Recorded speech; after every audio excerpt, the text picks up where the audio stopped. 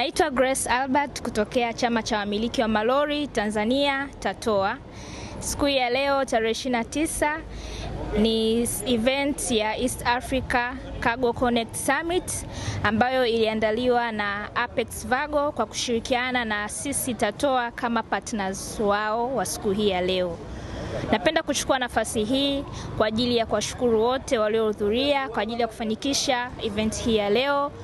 Kuwashukuru wanachama wote wa chama cha TATOA kushiriki kwa wingi na kujitokeza kwa wingi katika siku hii ya leo, na pia na wale wote waliokuwa masponsors kwa ajili ya event hii ya leo ambao ni JEFAC pamoja na CMA na CMG pamoja na Benki Kuu ya NBC. Tunapenda pia kuwashukuru panelists wote waliofundisha mambo mbalimbali kupitia mahojiano ya siku hii ya leo. Tumejifunza vingi na tunawapongeza wote.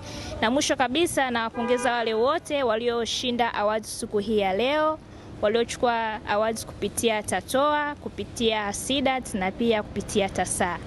Asanteni na Mungu awabariki wote.